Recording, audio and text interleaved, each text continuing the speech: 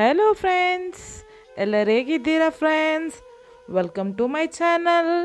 ಬನ್ನಿ ಫ್ರೆಂಡ್ಸ್, ಇವತ್ತು ನಾನು ಮಾಡ್ತಾ ಇರೋ ರೆಸಿಪಿ ಅಂದರೆ ಶೀರಾ. ತುಂಬಾ ಟೇಸ್ಟಿಯಾಗಿರುತ್ತೆ. ಇದು ಸ್ವೀಟ್ ರೆಸಿಪಿ. ತುಂಬಾ ಈಸಿಯಾಗಿ ಟೇಸ್ಟಿಯಾಗಿ ಬೇಗನೆ ಮಾಡ್ಕೋಬೋದು. ಅಷ್ಟು ಚೆನ್ನಾಗಿರೋಂಥ ರೆಸಿಪಿ. ಬನ್ನಿ ಮಾಡೋದು ಹೆಂಗಂತ ನೋಡೋಣ. ಇವಾಗ ಗ್ಯಾಸ್ ಆನ್ ಮಾಡಿಕೊಂಡು ಒಂದು ಕಡಾಯಿನ ಅಂದರೆ ಒಂದು ಬಾಣಲಿನ ನಾನು ಇಡ್ತಾಯಿದ್ದೀನಿ ಗ್ಯಾಸ್ ಮೇಲೆ. ಇವಾಗ ನಾನು ಒಂದು 4-5 ಸ್ಪೂನು ಅಂದರೆ ಒಂದು 3/4 ಕಪ್ಪಷ್ಟು ನಾನು ತುಪ್ಪನ ತೊಗೊಂಡಿದ್ದೆ. ಅದರಲ್ಲಿ ನಾನಿವಾಗ ಒಂದು 4-5 ಸ್ಪೂನಷ್ಟು ನಾನಿವಾಗ ತುಪ್ಪನ ಹಾಕ್ಕೊಂಡು ಡ್ರೈ ಫ್ರೂಟ್ಸ್ ಎಲ್ಲ ಅಂದರೆ ಗೋಡಂಬಿ ದ್ರಾಕ್ಷಿನ ನಾನಿವಾಗ ಸ್ವಲ್ಪ ಹುರ್ಕೋಬೇಕು. ಇವಾಗ ನಾನೊಂದು 8-10 ಗೋಡಂಬಿನ ಹಾಕ್ಕೊಂಡಿದ್ದೀನಿ. ಒಂದು ಸ್ವಲ್ಪ ಬ್ರೌನ್ ಕಲರ್ ಬಂದ ನಂತರ ಇದಕ್ಕೆ ಒಂದು 2-3 ಸ್ಪೂನಷ್ಟು ನಾನು ಒಣ ದ್ರಾಕ್ಷಿನ ಹಾಕ್ಕೊಂಡು ಸ್ವಲ್ಪ ಫ್ರೈ ಮಾಡ್ತಾಯಿದ್ದೀನಿ. ಇದು ಫ್ರೈ ಆದ ನಂತರ ಇದನ್ನು ನಾನೊಂದು ಸಣ್ಣ ಬೌಲಿಗೆ ಹಾಕಿ ತೆಗೆದಿಡ್ತಾಯಿದ್ದೀನಿ. ಇವಾಗ ಉಳಿದಿರೋ ತುಪ್ಪಕ್ಕೆ ನಾನು ಬಾಣಲಿಯಲ್ಲಿರುವಂಥ ಉಳಿದಿರೋ ತುಪ್ಪಕ್ಕೆ ಒಂದು 2 ಇಂಚಷ್ಟು ಚಕ್ಕೆನ ತಗೊಂಡು ಅದನ್ನು ಕಟ್ ಮಾಡ್ಕೊಂಡು ಹಾಕ್ಕೊಂಡಿದ್ದೀನಿ. ಆಮೇಲೆ 1 ಸ್ಪೂನಷ್ಟು ನಾನು ಲವಂಗನ ಹಾಕ್ಕೊಂಡಿದ್ದೀನಿ. ಹಾಕ್ಕೊಂಡು ಒಂದು ಸ್ವಲ್ಪ ಫ್ರೈ ಮಾಡ್ಕೋಬೇಕು. ಒಂದೊಳ್ಳೆ ಅರೋಮ ಬರೋವರೆಗೂ ಇದನ್ನು ಚೆನ್ನಾಗಿ ಸ್ವಲ್ಪ ತುಪ್ಪದಲ್ಲಿ ಫ್ರೈ ಮಾಡ್ಕೊಳ್ಳಿ. ಆಮೇಲೆ ಇದಕ್ಕೆ 1 ಕಪ್ಪಷ್ಟು ನಾನಿವಾಗ ರವೆನ ಹಾಕ್ಕೋತಾ ಇದ್ದೀನಿ.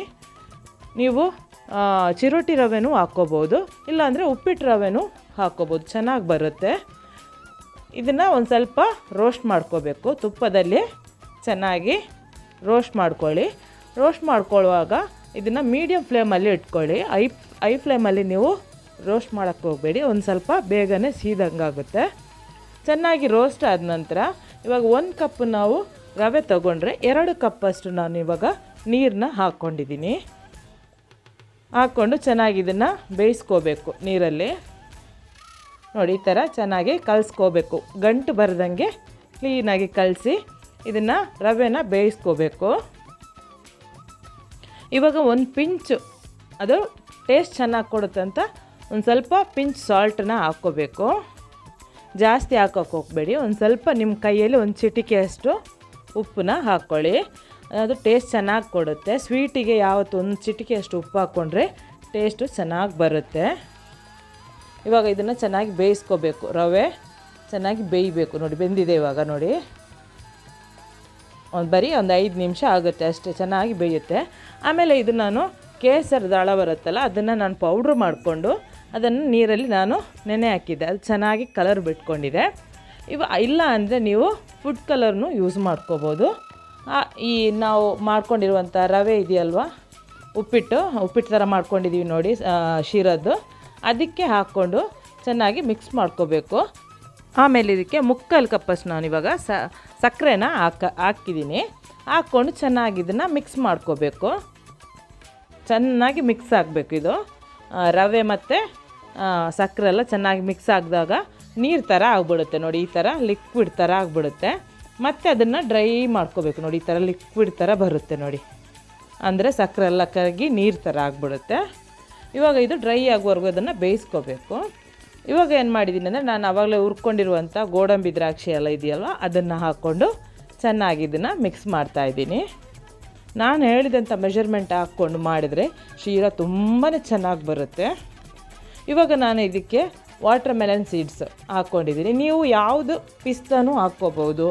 ಆಮೇಲೆ ನಿಮ್ಮ ಮನೇಲಿ ಯಾವ ಡ್ರೈ ಫ್ರೂಟ್ಸ್ ಇರುತ್ತಲ್ವ, ಅದರಲ್ಲಿ ಯಾವುದು ಬೇಕನ್ನು ಹಾಕ್ಕೋಬೋದು. ನಾನು ವಾಟರ್ ಮೆಲನ್ ಸೀಡ್ಸ್ ಹಾಕ್ಕೊಂಡಿದ್ದೀನಿ, ತುಂಬಾ ಚೆನ್ನಾಗಿ ಬರುತ್ತೆ. ಆಮೇಲೆ ಇದಕ್ಕೆ ನಾವು ಏನು ಮಾಡಬೇಕಂದ್ರೆ, ಫಸ್ಟಿಗೆ ನಾವೊಂದು 3 ಸ್ಪೂನಷ್ಟು ನಾವು ತುಪ್ಪನ ಹಾಕ್ಕೊಂಡಿದ್ದೀವಲ್ವ, ಇವಾಗ ಉಳಿದಿರುವಂಥ 3/4 ಕಪ್ಪಲ್ಲಿ ಉಳಿದಿರುವಂಥ ಎಲ್ಲ ತುಪ್ಪನ ಒಂದೊಂದೇ ಸ್ಪೂನ್ ಹಾಕಿ ಈ ಥರ ಮಿಕ್ಸ್ ಮಾಡ್ತಾ ಒಂದೊಂದೇ ಸ್ಪೂನ್ ಹಾಕ್ತಾ ಇದನ್ನು ಮಿಕ್ಸ್ ಮಾಡ್ತಾ ಬರಬೇಕು. ಒಂದು 8-10 ಸ್ಪೂನು ಇದೇ ಥರ ಹಾಕಿ ಚೆನ್ನಾಗಿ ಮಿಕ್ಸ್ ಮಾಡ್ತಾ ಬನ್ನಿ. ಇವಾಗ ತುಪ್ಪಲ್ಲಿ ಹಾಕಿದ ನಂತರ ಕೊನೆಯದಾಗಿ ಇದಕ್ಕೆ ಏಲಕ್ಕಿ ಪೌಡ್ರನ್ನ ನಾನು ಹಾಕ್ತಾಯಿದ್ದೀನಿ. ಇವಾಗ ಶೀರಾ ರೆಡಿ ಆಯಿತು ನೋಡಿ ಫ್ರೆಂಡ್ಸ್. ಬಿಸಿ ಬಿಸಿಯಾದಂಥ ಶೀರಾ ತುಂಬಾ ಚೆನ್ನಾಗಿದೆ.